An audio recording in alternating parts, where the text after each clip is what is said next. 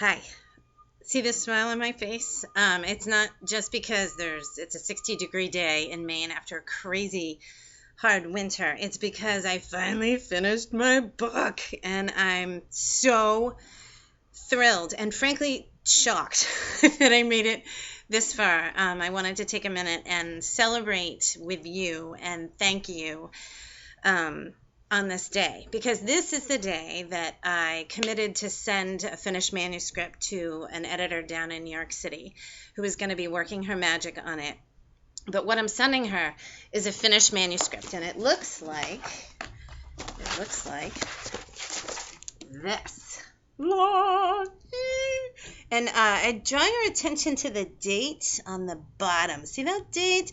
That was not there before. And that date hasn't been there for a long time, but it's there now because my goal was to finish it. My goal was to write it. And a lot of people have been asking me what happens now. And the short answer to that is I don't know. I trust in this process. I trust the woman that I'm working with down in New York City.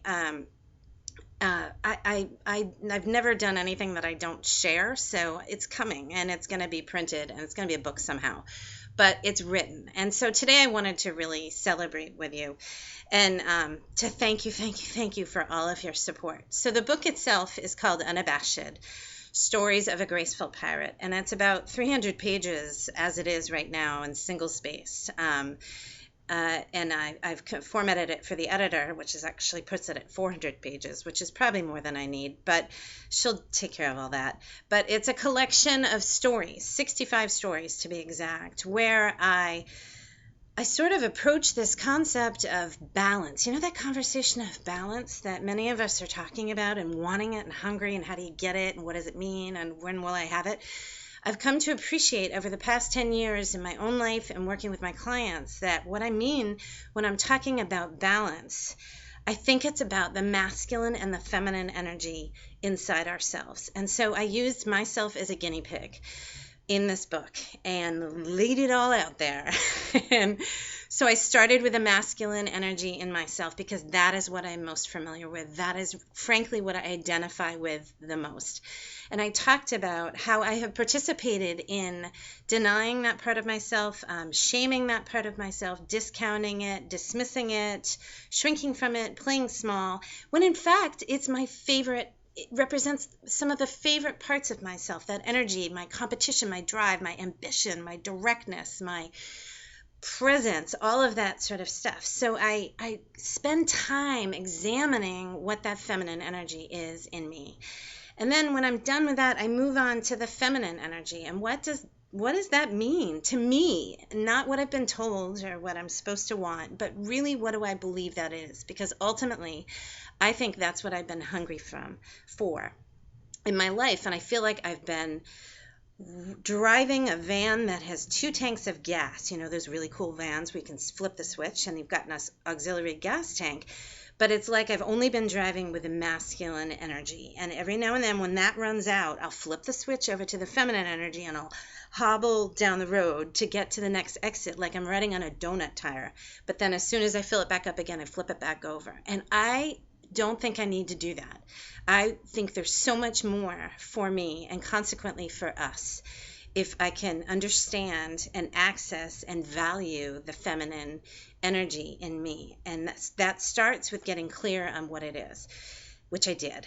And then once I got clear on the feminine, I then look at how do I take these 2 pieces of myself, the masculine and feminine, and dovetail them and integrate them into a wholly lived life. How do I live with all of me unabashedly? So that's why the book eventually became Unabashed. That is how I want to live. I don't want to make excuses. I don't want to justify. I don't want to explain myself. I just want to be all of me in my life more. So that's what I did in this book, or that was what I tried to do in this book.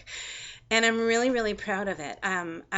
It took me 10 months of writing, and I feel like it took me 10 years of mustering before that. Many of you know I've talked about this for years, but last June I set the gauntlet down for myself, and I enlisted help from a lot of people, and I just started writing.